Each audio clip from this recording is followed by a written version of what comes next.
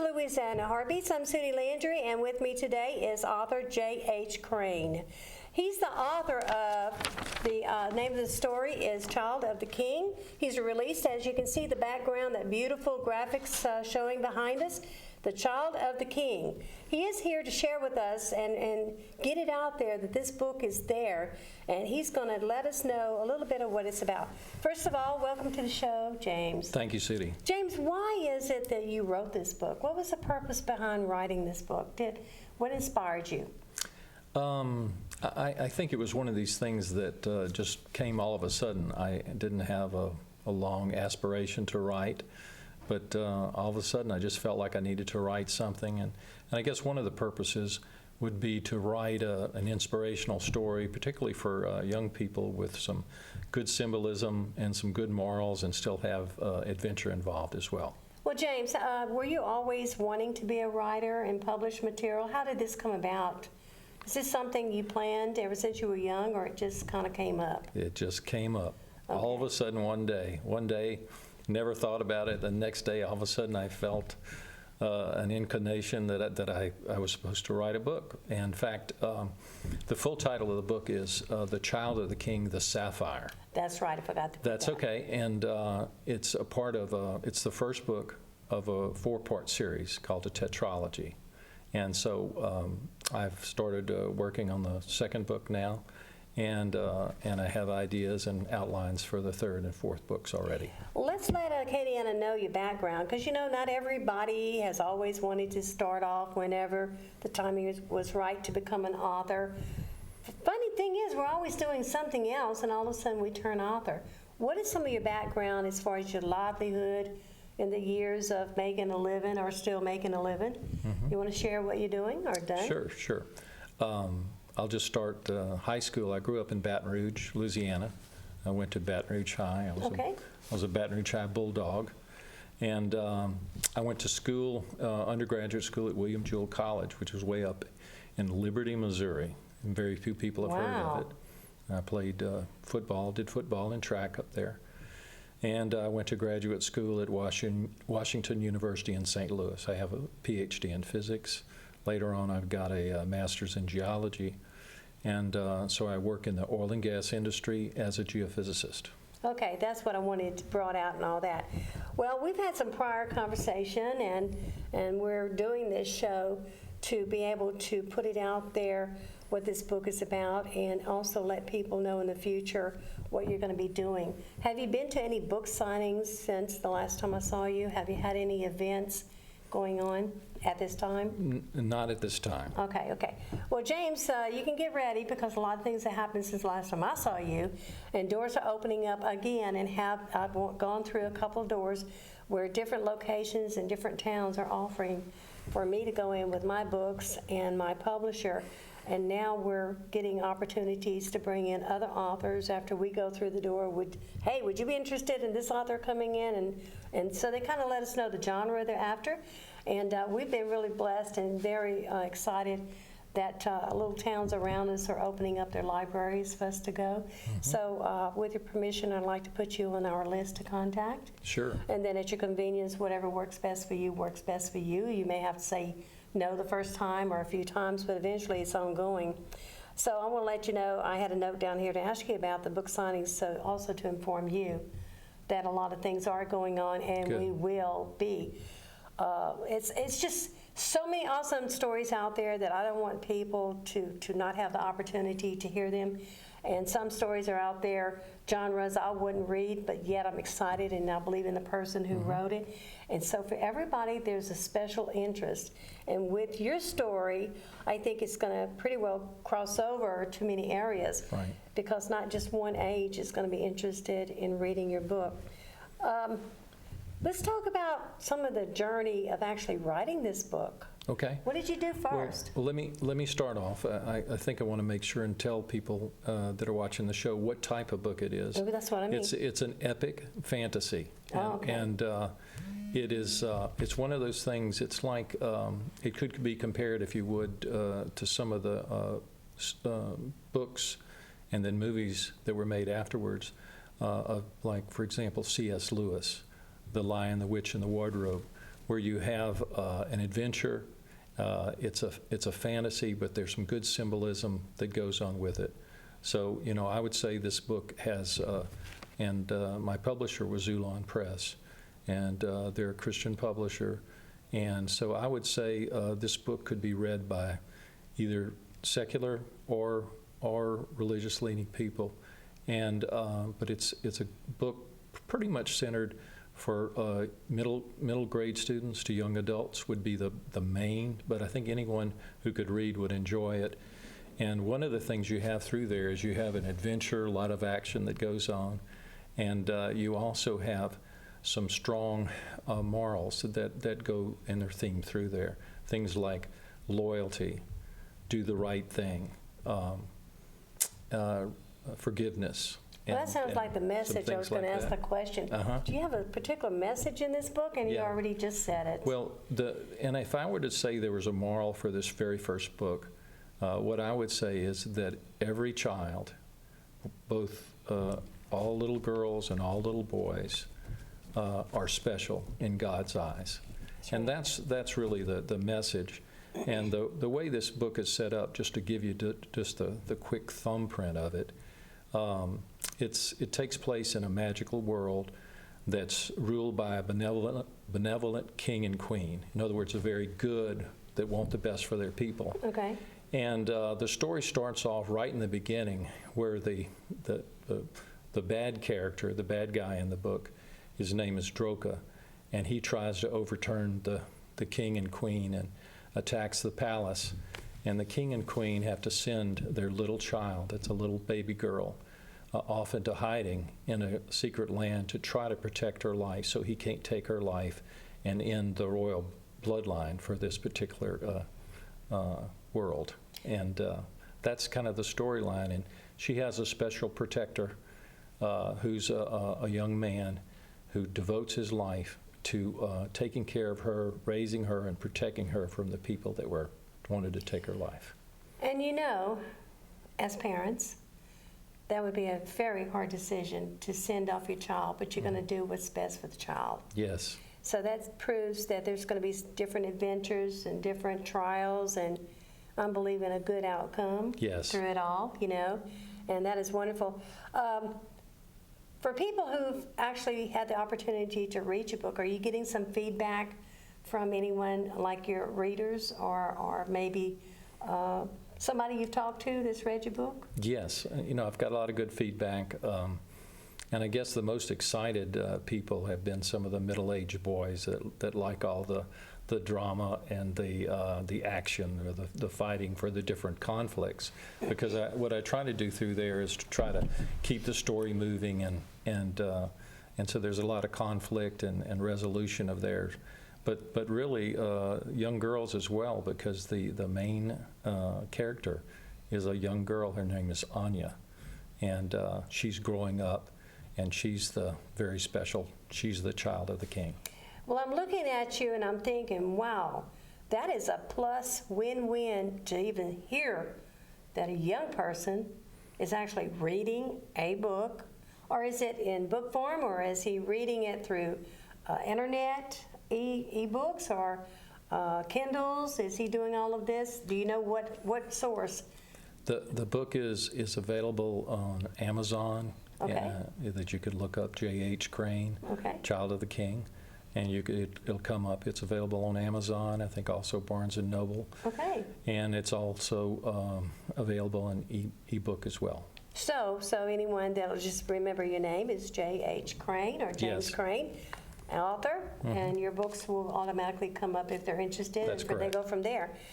I tell you what, there's so many awesome outlets to get it out there. My goal is by having you on this show, my part, what I can do, if everybody does a little bit, sharing the information. I mean, I'm excited to have you on the show. We're believing that all the technical problems have been solved and that we're going to be able to automatically hand this in to air on AOC. And then from there, it's going to be handed directly into my graphics man that will put it on YouTube. Then from YouTube, I get to share it on Facebook.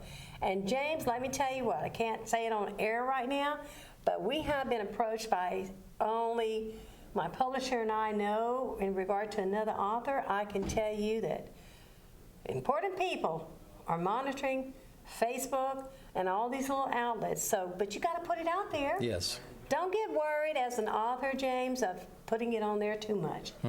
Last night, I'm going to share with you, the Writers Guild of Acadiana had its meeting. We were airing and we were showcasing as a guest speaker one of my recent guests here, and she's part of the Writers Guild now, and she's an advocate for the abused children, and she's written 2 books, and very, very good, based on real facts but fiction. And I can tell you, the turnout last night, there was not enough chairs at Barnes & Noble, and it happened only one time before when a New York bestseller came in. And I'm here to tell you that here we go again. They want to know what I did, what we did, to be able to get that many people in there. And I said, first of all, God's favor. And number 2, Facebooking, networking, sharing and sharing and sharing. It was so many people that they asked her to come back where Barnes & Noble could showcase her themselves. Right. And her books were on the Amazon.com, but she was in person here, and she had books. But then the rules of Barnes & Noble, you really can't sell your books, but you can tell people where they're available, kind of like rules and all this. But they were so impressed with the outcome with her that they've invited her back to be able to do a show. So it was a blessing. It was a blessing. That's great. I'm telling you, the only thing I'm doing is running my mouth and sharing and putting flyers up announcing. Someone's got to do something. So I physically don't run all over the place, but the internet has been a blessing for me. So I'm here to tell you, you are James H. Crane, author, Child of the King, the Sapphire, the first of 4 books to come. Yes. Do you even use any of these little outsourcing resources? If not, you need to think about it. Okay. Because it is amazing how far I can travel, even to Hollywood. Yes. Okay. There, on that note, my publisher, Zulon Press, actually released a video on YouTube about my book.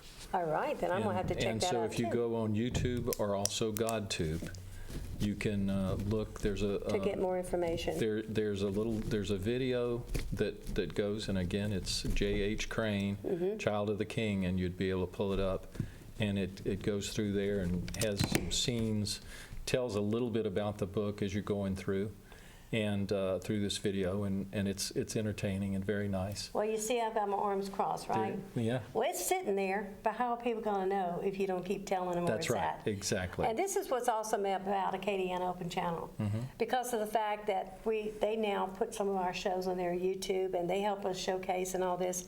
And this is a community free access station.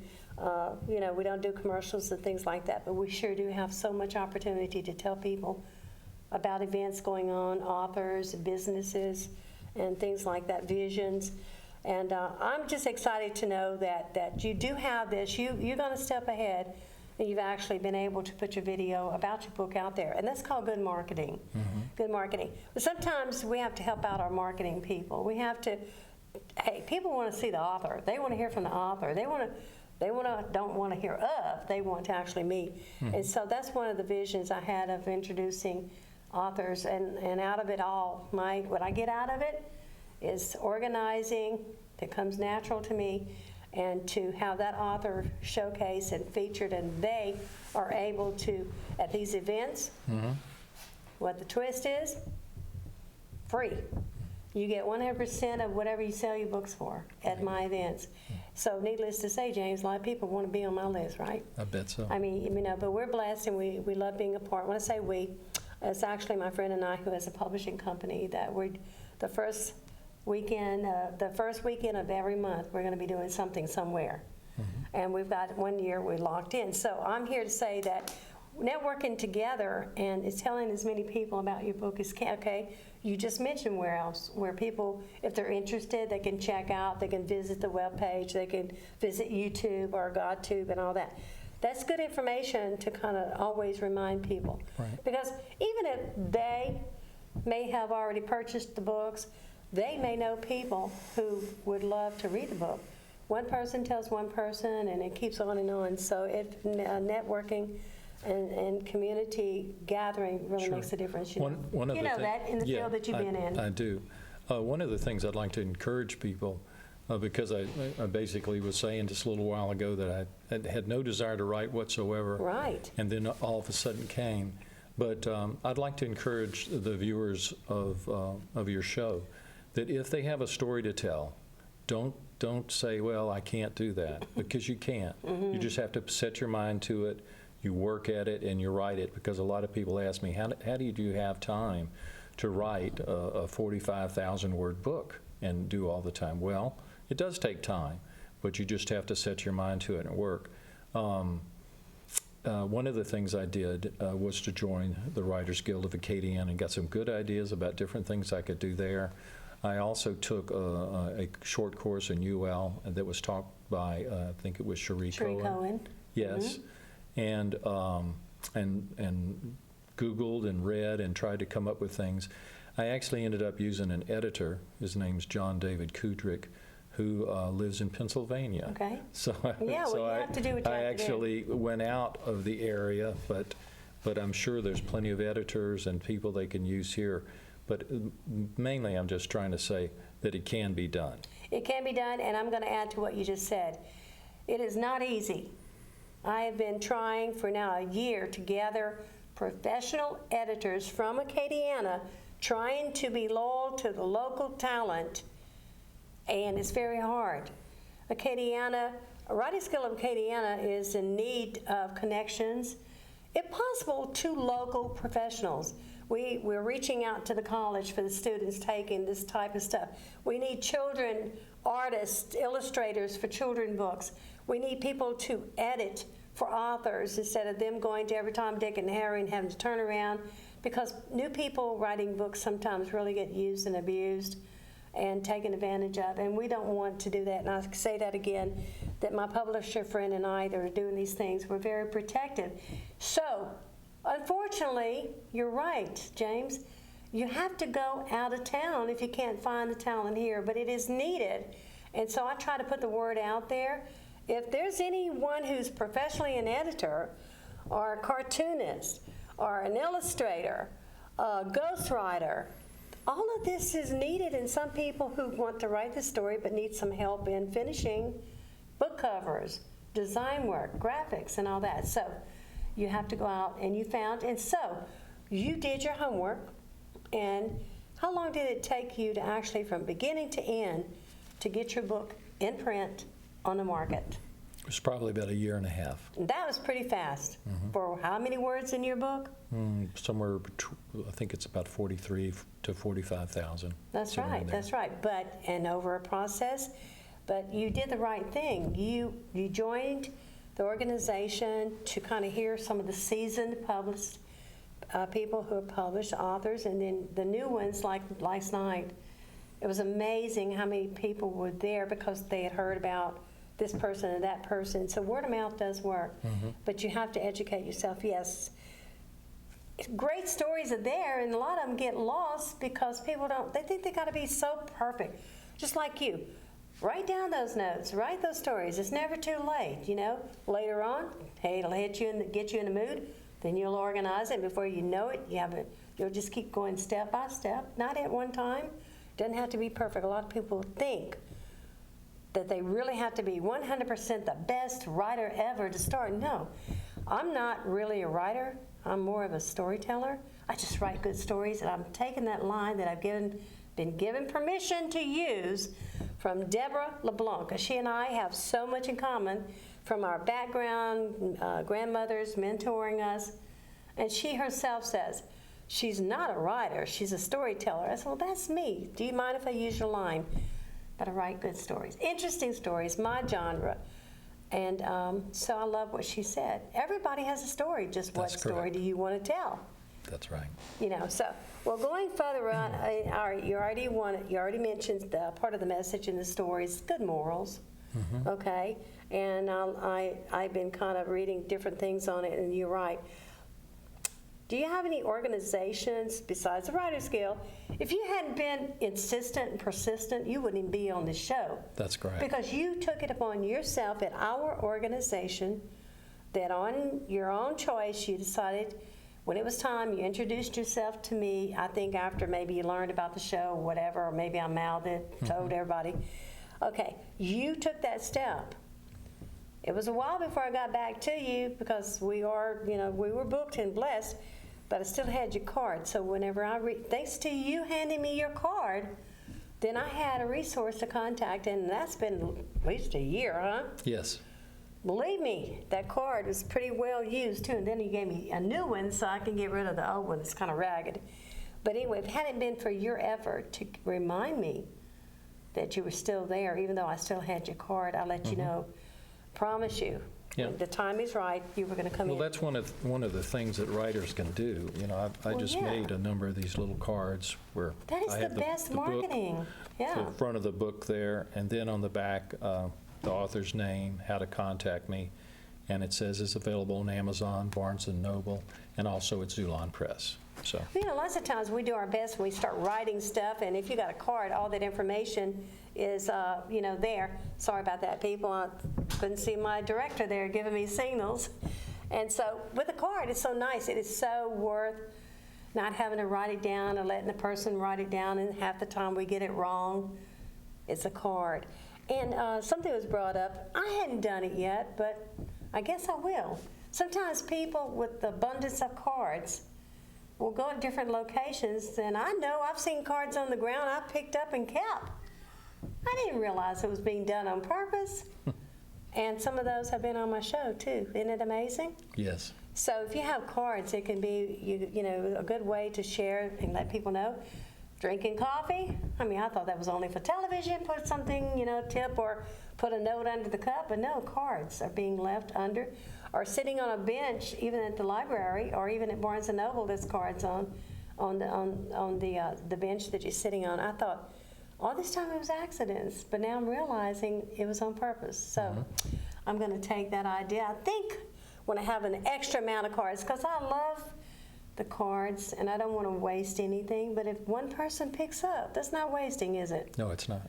So I'm changing. See, I've got to grow with the seasons and the change of the seasons.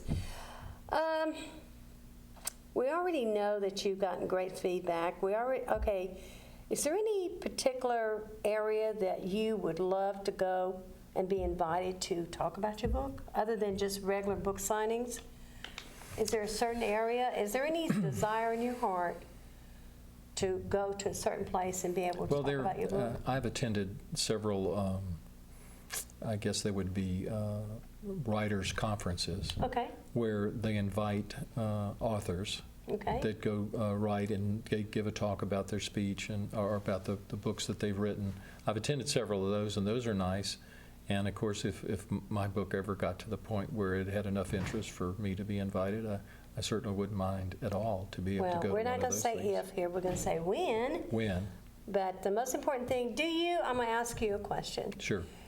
Do you take it upon yourself to try to go to events to support other authors? Has that opportunity arose for you? Yes. Okay. Now I'm going to make a statement. I try my best to go and support anybody I personally know that's out there. And even though I may not be able to purchase a book every time, my goal is to try, but being out there just in support and motivating and all this has worked for me. And I brought that up to say this. James, I was approached the other day and they said, Sudie, why do you have so many people that tend to know you? And I used to joke around and say, well, look, guys, I'm 67 years old. I've been on this planet for a while now, but I've actually got out there to support them. And if I go support you, then it's kind of like we reap what we sow. Then those people are going to come back and try to support me. But the most important thing is who's going to know you if you don't get out there? Even if you're not the featured author, go out and support your author that's out there. And I'm telling you that to say this. We have an event this weekend in Grand Coteau featuring Diane Alexander, the only surviving victim of Derek Todd Lee, the serial killer. Mm-hmm. And I've been plugging, had special flyer made for anybody we're going to feature and having everybody share it. And so I'm believing it's going to be an awesome turnout, which is what we did for Barnes & Noble, and look what happened. Yes. But hey, I got to get on that computer, and I got to send that flyer, and I got to send out emails reminding people. It's not just out there one time, and everybody loves me, and they're going to come see me, you know. And I said that to say this, okay? So we have this author coming out there, and I'm encouraging people to come out there. But guess what? Come out, authors, because sooner or later you're going to be there, featured by us also, and we're doing the best we can. So I want to put it out there and thank the Thinstead Center in Grand Coteau, Louisiana, who's opened up their doors for us to feature authors 10 to 2 every first Saturday of the month. And we're getting close to the end of the show, and we want to remind the people who you are, but also tune in every Monday night at 9 o'clock. Just might be James talking about this book or his second book or his third book or his fourth. Until then, what would you like to say as the closing credits? I just that I appreciate you inviting me on your show and having a chance to do this. And I guess lastly, I dedicated this book to my mother, who passed away in 2001, Sarah McNeely Crane. And that's one of the things you can do when you write a book. You can dedicate it. You dedicate it in memory of, and I've done that too before. And as you can see on the screen, I hope you made notes, because you'll be hearing more about us and our book signings and featuring our author, J.H. Crane, with The Child of the King, Sapphire, Book 1. Until then, tune in every Monday night at 9 p.m. You just never know. It might be you that we're showcasing.